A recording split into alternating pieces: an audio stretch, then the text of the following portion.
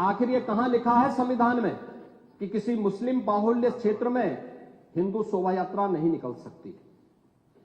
और जब आप रोकते हैं तभी हिंदू पक्ष से भी रिएक्शन आता है कि साहब हम भी नहीं जाने देंगे। मुझे आश्चर्य होता है इन बातों को लेकर के कि मस्जिद के सामने से नहीं निकलने देंगे। क्यों नहीं निकलने देंगे? ये सड़क क्या किसी की है क्या? ये सार्वजनिक मार्ग है, कैसे आप रोक सकते हैं? परंपरागत बहराइच में भी परंपरागत जुलूस था, परंपरागत जुलूस था, वही मैं कह रहा हूं, परंपरागत जुलूस था। और उसी परंपरागत जुलूस को आगे बढ़ाने के लिए सारे कार्यक्रम संपन्न हुए थे, आगे भी संपन्न होंगे। लेकिन ये चीजें तय करना, ये कहना कि उत्तेजक नारे लगाए जा रहे थे, जय श्री राम का नारा उत्तेजक नहीं है, ये हमारी श्रद्धा का नारा है, हमारी आस्था का प्रतीक है। कल मैं आपसे कहूंगा कि अल्लाह वो अकबर का जो स्लोगन है ये हमें अच्छा नहीं लगता, नहीं आपको हम रोकें तो क्या आपको अच्छा लगेगा? नहीं आपको नहीं, मुझे मतलब होने की आवश्यकता ही नहीं, मुझे आवश्यकता ही नहीं इसकी, नहीं मुझे इसकी आवश्यकता ही नहीं है, मुझे इसकी आवश्यकता ही नहीं, क्योंकि मेरी तो विरासत इतनी लंबी चौड़ी है, इतनी प्राचीन है कि मैं उस परंपरा को ही लेकर के चले जाऊं। मैं जय श्री राम का नारा, हर हर महादेव का नारा और राधे राधे राधे राधे के संबोधन से ही अपना पूरा जीवन काट सकता हूं। मुझे किसी और स्लोगन की आवश्यकता ही नहीं है, मुझे कोई अन्य नारे की आवश्यकता ही नहीं है, कोई अन्य संबोधन की आवश्यकता नहीं। लेकिन मैं आपसे कहना चाहता हूं, कल कोई आपसे कहेगा, कोई हिंदू भी ये कहेगा कि साहब हमें भी परेशानी है, आप लोग मत बोलिए, क्या आपको अच्छा लगेगा? और कोई भजन गाया जा रहा है, आप उस भजन को अश्लील कैसे कह सकते हैं? कैसे कह सकते हैं? कांवड़ यात्रा में क्या अश्लील गाने बजते हैं? अरे भगवान शिव के गाने बजते हैं, भगवान शिव के भजन गाए जाते हैं। दुर्गा पूजा के दौरान तो शोभा यात्रा निकलती है, जगत जननी मां भगवती दुर्गा के आरतियां बजती हैं, उनकी चालीसा बजती है, हनुमान चालीसा बजता है। ये हमारे यहां शक्ति के प्रतीक भी है और भक्ति के प्रतीक भी है। नहीं तो वही तो ऐतराज है, समस्या तो उसी बात को लेकर के है, सारा विवाद तो उसी बात को लेकर के है, सारा विवाद तो उसी बात को लेकर के है। और मुझे लगता है आपने बाबरनामा पढ़ा होता तो आप मुझसे बहस करते ही नहीं, जिसमें स्वयं मीर बाकी के द्वारा हरिहर मंदिर तोड़ने का जिक्र किया गया है। क्या बात करते हैं आप? और मुझे लगता है ये जितने लोग यहां पर हैं, ये वहां पे कोई नहीं रहा होगा, लेकिन आपके फोरफादर और फोरफादर के आगे की पीढ़ी उसकी भुक्त भोगी रही होगी, इसलिए आज इस स्थिति में आप लोग वहां पे हैं। कुंदरकी में लोगों का एहसास हुआ है, एक दिन एहसास आपको भी होगा और जरूर होगा। और इसीलिए मैं आपसे कहना चाहूंगा कि ये सनातन की जीत है, जो कुंदरकी की जीत है, ये भारत की वास्तविक जीत है, ये भारत के संविधान की जीत है। आज प्रदेश में जब सर्वत्र सुरक्षा का एक बेहतरीन माहौल है और 2025 में जब उत्तर प्रदेश को एक गौरव प्राप्त होने जा रहा है कि दुनिया का सबसे बड़ा आध्यात्मिक और धार्मिक सामाजिक जो उत्सव हो, एक महापर्व है महाकुंभ प्रयागराज, जिसमें पूरी दुनिया का एक समागम होने वाला है, जब इसे आयोजित करने का अवसर प्राप्त हो रहा है, तब मैं विपक्ष के अपने साथियों से कहना चाहूंगा कि प्रदेश के माहौल को अपने वक्तव्यों से और अपने करतूतों से कृपया खराब न करें। प्रदेश आगे बढ़ना चाहता है, विकास के अपने लक्ष्यों को प्राप्त करना चाहता है, लेकिन मैं इस बात के लिए आश्वस्त करूंगा कि 25 करोड़ जनता को सुरक्षा देना, उनकी हर प्रकार से हिफाजत करना, ये प्रदेश सरकार की जिम्मेदारी है। लेकिन अराजकता पत्थरबाजी और किसी भी इस प्रकार के आदेश के खिलाफ जो माननीय न्यायालय ने आदेश किया है, उसके बाद भी कोई कानून को अपने हाथों में लेकर के कानून को ठेंगा दिखाने का प्रयास करेगा तो सरकार उससे सख्ती से निपटने का काम भी करेगी।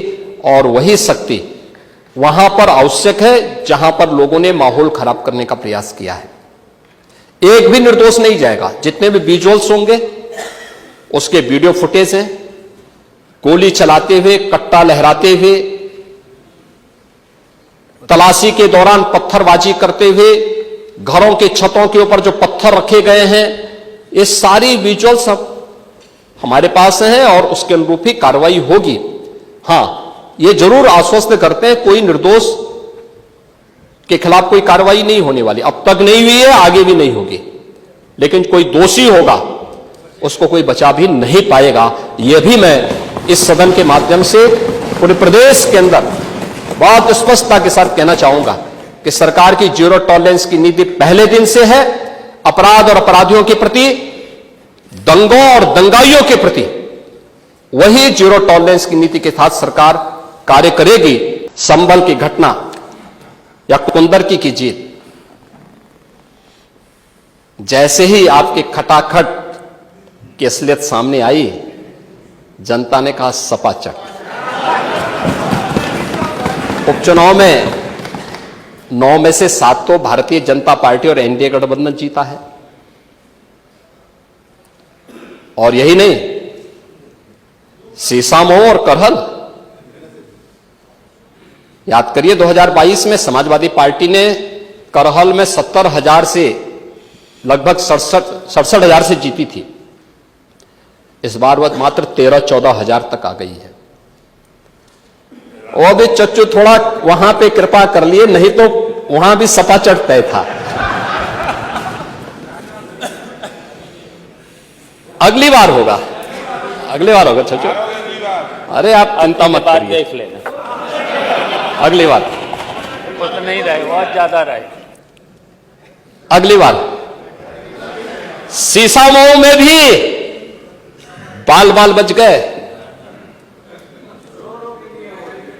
और इसलिए इस बौखलाहट में कि कुंदरकी में लोगों को अपनी जड़ें याद आने लग गई हैं। अब आपने देखा होगा उन लोगों के वक्तव्य को, डिजिटल मीडिया में थोड़ा अवलोकन करिए और देखिए वहां पे जब लोग चिल्ला चिल्ला के बोल रहे हैं कि इन विदेशियों से पिंड छुड़ाना है। क्या बोल रहे हैं लोग, सबको अपनी जड़ें याद आने लग गई हैं। और मुझे लगता है जिस दिन इकबाल महबूब जी को भी अपनी जड़ें याद आएंगी, वह भी फिर यही बात बोलेंगे जो इधर के माननीय सदस्य कह रहे हैं। मैं पूछना चाहता हूं कि हिंदू मोहल्ले से और हिंदू मंदिर के सामने से मुस्लिम जुलूस निकल सकता है, तो मुस्लिम मोहल्ले और मस्जिद के सामने से कोई हिंदू शोभा यात्रा क्यों नहीं निकल सकती? क्यों नहीं निकल सकती? और यहीं पे विवाद शुरू होता है। यानी आप चाहते हैं कि आपके पर्व और त्योहार तो शांतिपूर्ण तरीके से मनाए जाएं। कौन नहीं कहता भी? आपके संभल में थे शिया सुन्नी का भी विवाद हुआ था। 1976 में पूरा विवाद तो शिया सुन्नी का था। उस समय जामा मस्जिद के कब्जे को लेकर के इसी बात का विवाद था। आप इस सच को धूल मत डालिए उस सच पे। और लखनऊ का शिया सुन्नी विवाद ये भारतीय जनता पार्टी की सरकार के समय ही समाप्त हुआ है। आप लोग तो लड़ाते थे, यहां पे शिया और सुन्नी को भी लड़ाते थे, क्योंकि आपकी तो शुरू से ही राजनीति थी बांटने की और फिर कटवाने की। और इसलिए हमने कहा कि न बटेंगे और न कटेंगे। हम न बटेंगे और न कटेंगे। मुझे आश्चर्य होता है, अपने को शिक्षक कहते हैं श्री संग्राम सिंह यादव। सच को स्वीकार करने की सामर्थ्य नहीं, इसलिए चले गए। आप देखें, एक दोहरे चरित्र के व्यक्ति के द्वारा जो अपनी कुछ पंक्तियां पहले लिखी गई हैं और बाद में उसका चरित्र कैसे बदला है, मोहम्मद अल्लामा इकबाल के बारे में वही कहते हैं, यानी जो पहले कहते थे उन्होंने क्या बात कही थी बाद में, मुस्लिम हैं हम वतन हैं सारा जहां हमारा, चीन वो अरब हमारा हिंदुस्तान हमारा, तौहीद की अमानत सीनों में है हमारे, दुनिया के बुत कंदों में पहले वह घर खुदा का, तेगों के साये में हम पलकर जमा हुए हैं, मकरीब की वादियों में गूंजी अजा हमारी, बातिल में दबने वाले हे आसमां नहीं हम, हे गुलस्ता ये अब्दुल्लस वो दिन है याद तुझको, ये मौज ये दजला तू भी पहचानती है हमको, ये अर्ज ये पाग तेरी हुर्मत पे कट मरे हम, सालार ये कार्रवाई है मीर ये हिजाज अपना, इकबाल का तराना बाग ये दरा है गोया, मुस्लिम है हम वतन है सारा जहां हमारा। अब आप मुझे बताओ, क्या इकबाल को आप अपना आदर्श मानते हैं क्या? इस इकबाल को मानेंगे क्या? वो अपने को पेशे से शिक्षक कहते हैं, ऐसे शिक्षक छात्रों को पढ़ाएंगे तो दुर्गति कराएंगे ही कराएंगे। यानी इकबाल की एक कविता को यहां पे पढ़ करके और वास्तविक सच से आप धूल डाल करके उसको छुपा नहीं सकते हैं। नेता विरोधी दल से पूछना चाहता हूं कि अगर हमारा कोई पर्व और त्योहार है या किसी का भी है, मुहर्रम का जुलूस हो या फिर कोई भी अन्य मुस्लिम समाज का कोई पर्व और त्योहार का कोई जुलूस, वो हिंदू मोहल्ले से सुरक्षित निकल जाता है, कोई दिक्कत नहीं होती, मंदिर के सामने से भी निकल जाता है, कोई समस्या नहीं होती। लेकिन इस समस्या केवल वहीं पे क्यों खड़ी होती है जब कोई हिंदू शोभा यात्रा किसी मस्जिद के सामने से, किसी मुस्लिम बाहुल्य क्षेत्र से निकलती है, तब क्यों तनाव पैदा हो जाता है? तभी क्यों झंडा लगाने में क्या समस्या आ रही है? क्या भारत की धरती पे केसरिया झंडा नहीं लग सकता? क्यों नहीं लग सकता? क्यों नहीं लग सकता?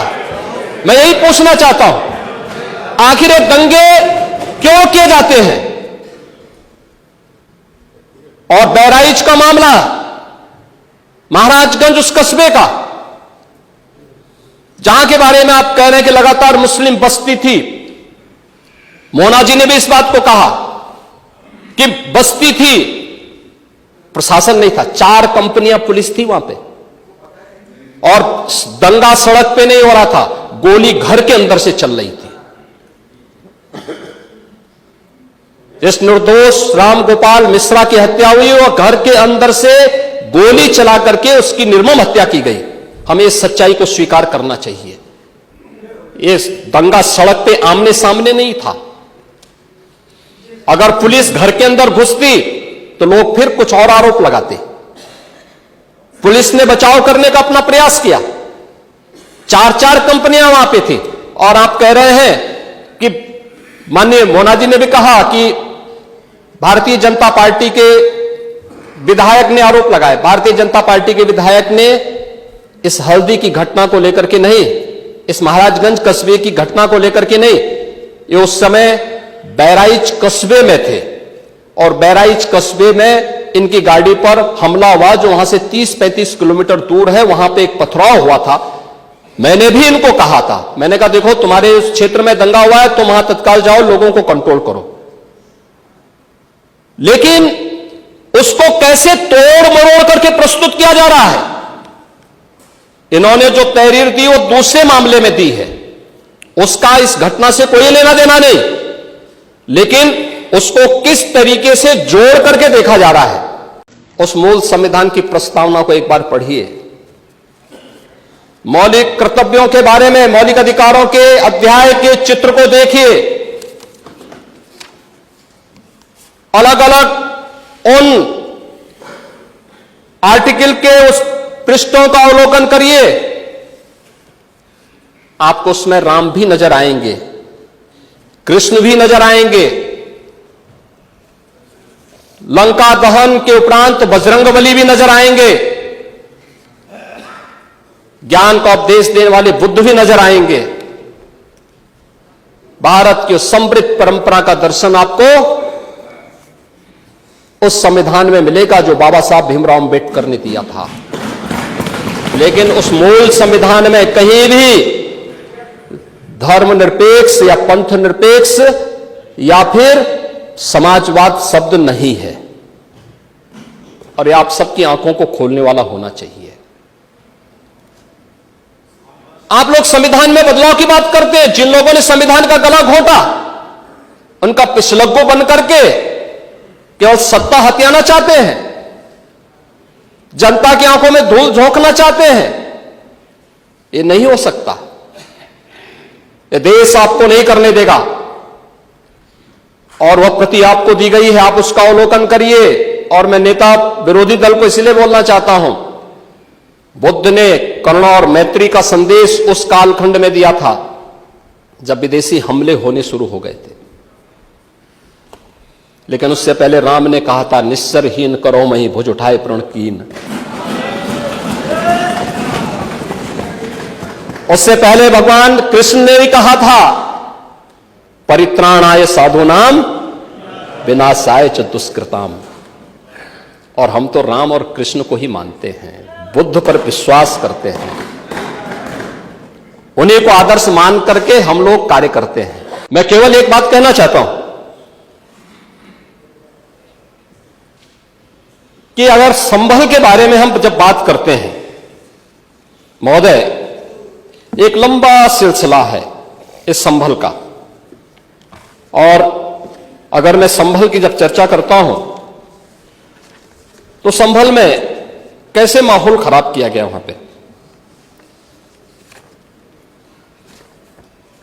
ये संभल में दंगों का जो इतिहास है 1947 से ही प्रारंभ होता है। 1947 में एक मौत होती है, 1948 में 6 लोग मारे जाते हैं, 1958 में भी दंगा होता है, 1962 में भी दंगा होता है, 1976 में भी 5 लोगों की मौत वहां पर हुई थी, और 1978 में 184 हिंदुओं को सामूहिक रूप से जला दिया गया था। 184 हिंदुओं को हत्या हुई थी, हिंदुओं की हत्या हुई थी, और जलाया भी गया था, और 184 हिंदू मारे गए थे वहां। 184। मैं वही तो कह रहा हूं ना, आप उस सच को स्वीकार नहीं करेंगे, आप उस सच्चाई को स्वीकार नहीं करेंगे। और लगातार कई महीनों तक वहां कर्फ्यू था। 1980 में फिर दंगा हुआ था, एक मृत्यु हुई। 1982 में फिर दंगा हुआ, एक मृत्यु हुई। 1986 में 4 लोग मारे गए, और 1990 फिर 1992 में 5 मौतें हुई, 1996 में 2 मौतें हुई। ये लगातार ये सिलसिला चलता रहा। 1947 से लेकर के अब तक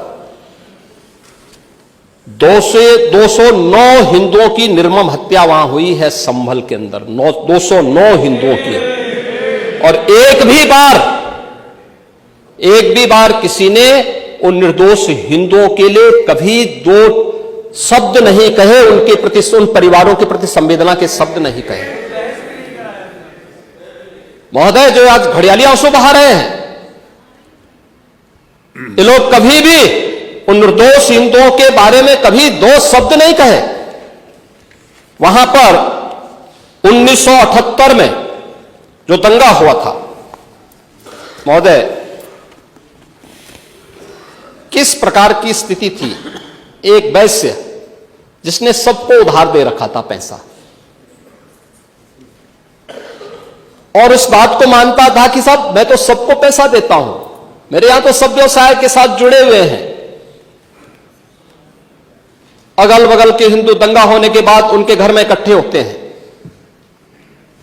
इकट्ठा होने के बाद उनको घेर लिया जाता है। घेरने के बाद वो बोलते हैं, भाई आप हमें क्यों घेर रहे हैं?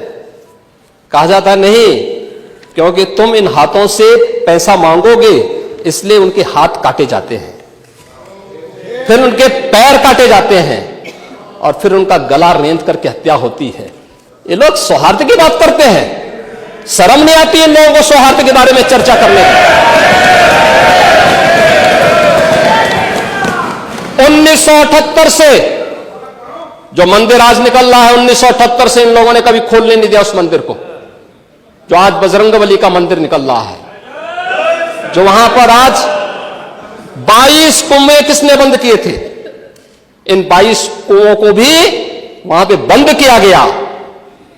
और वहां का माहौल इतना तनावपूर्ण किसने बनाया था? ये पत्थरबाज कौन थे? एक भी गिरफ्तारी बिना साक्ष्य के नहीं हो रही है। और याद रखना, जिसने पत्थरबाजी की होगी, जिसने माहौल खराब किया होगा, उसमें एक भी बचने वाला भी नहीं है। एक भी नहीं बचेगा। नेता प्रतिपक्ष कह रहे थे कि वहां की स्थिति ऐसी है कि अगर मंदिर आ भी जाए, क्या मंदिर बन जाएगा? मैं कहता हूं, ये तो बाबरनामा भी कहता है कि हर मंदिर को तोड़ करके एक ढांचा खड़ा किया गया। आप तो एक श्रेष्ठ ब्राह्मण कुल में आपने जन्म लिया है। आप तो भारत के पुराणों की परंपरा पर विश्वास करते हैं। हमारा पुराण भी इस बात को कहता है कि भगवान विष्णु, श्री हरि विष्णु का 10वां अवतार संबल में ही होगा, उसी संबल में होगा।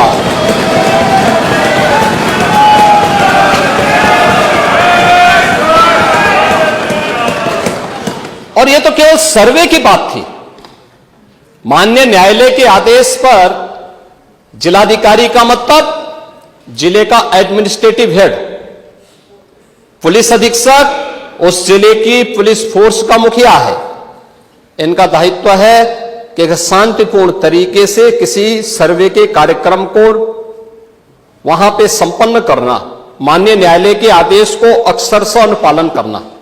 और सर्वे 19 नवंबर को भी हुआ, 21 नवंबर को भी हुआ, 24 नवंबर को भी सर्वे का कार्य चल रहा था। क्या यह संभव है? नहीं, 21 को संपन्न नहीं हुआ था। ये लगातार सर्वे का काम चल रहा था। और सर्वे के कार्य के दौरान पहले 2 दिन कोई भी शांति भंग नहीं हुई। तीसरे दिन जब 23 नवंबर को जुमे की नमाज के पहले और जुमे की नमाज के दौरान जिस प्रकार की तकरीरें दी गईं, उन तकरीरों के बाद माहौल खराब हुआ। और फिर उसके बाद जिस प्रकार की स्थितियां की गई थी वो सबके सामने है। और इसलिए मैं कह रहा हूं, हमारी सरकार ने तो पहले ही कहा कि हम जुडिशियल कमीशन बनाएंगे। ये एक्ट के अंतर्गत ही कमीशन बना हुआ है। माननीय सदन में उसकी रिपोर्ट भी आएगी। दूध का दूध और पानी का पानी सबके सामने आएगा। महोदय, जो बात यहां पर माननीय सदस्य शेखबाल महबूब ने संबल के बारे में लिखा, माननीय सदस्य कुंवर रघुराज प्रताप सिंह जी ने यह बात बहुत स्पष्ट की कि हम तथ्यों को छुपा करके कब तक जनता को गुमराह करेंगे। हर व्यक्ति जानता है कि माननीय न्यायालय के आदेश पे सर्वे का कार्य हो रहा था और सर्वे हो रहा था। दूसरा, मैं आपसे पूछना चाहता हूं, आप पश्चिम में जाएंगे, पता नहीं आप कैसे हैं, आपके पूर्वज भी हो सकता है। और पश्चिम उत्तर प्रदेश के हमारे सभी लोग अपने सामान्य संबोधन में राम राम ही कहते हैं। तो जय श्री राम कहां से सांप्रदायिक संबोधन हो गया? कहां से सांप्रदायिक संबोधन हो गया? हमारे यहां हम जगते हैं राम ही राम बोलते हैं, मिलते हैं राम राम का संबोधन होता है, और अंतिम यात्रा में विदा करते हैं तब भी राम नाम सत्य है ही बोलते हैं। राम के बगैर तो हमारा कोई काम ही नहीं है। और अगर जय श्री राम किसी ने बोली दिया तो इसमें उत्तेजना का मतलब, ये नियत आप समझ सकते हैं उस नियत को। ये चढ़ाने वाला नहीं है, ये चढ़ाने वाला नहीं है, ये चढ़ाने वाला नहीं है। एक दूसरा, आपने कुंदरकी की जीत को वोट की लूट बताया।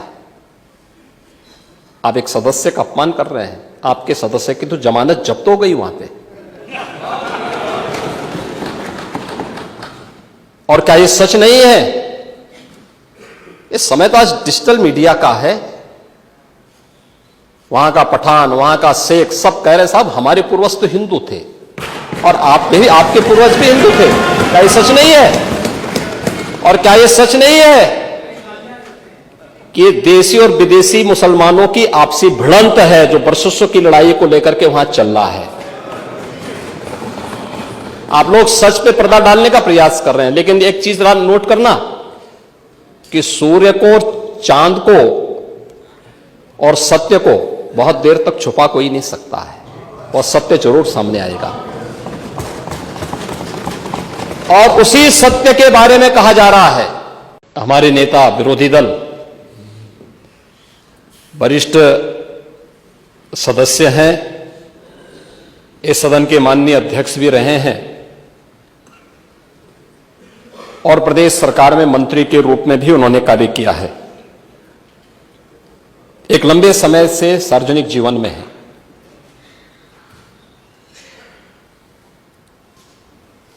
बुद्ध को हम भी मानते हैं, लेकिन हमें इस बारे में भी जानना होगा कि एक लंबी परंपरा भारत की है, और भारत की उसी परंपरा के अनुरूप भारत की विरासत और विकास के समन्वय के साथ ही सरकार कार्य कर रही है। मैं प्रदेश के प्रशासन या अपने स्तर पर प्रदेश के जिस सांप्रदायिक माहौल की आप चर्चा कर रहे हैं, आप सभी माननीय सदस्यों ने जिन मुद्दों को रखा है, मैं उस पर बहुत वो नहीं कहूंगा, क्योंकि एनसीआरबी के जो आंकड़े हैं वे इस बात को बताते हैं कि 2017 से लेकर के लगातार अब तक प्रदेश में सांप्रदायिक दंगों की जो स्थिति है उसमें 97 से लेकर 99% तक कमी आई है। ये एनसीआरबी का डाटा है। और जो दो, जिसको वास्तव में आप दंगे कहते हैं, ये दंगे उत्तर प्रदेश में 2017 से लेकर के अब तक नहीं हुए हैं।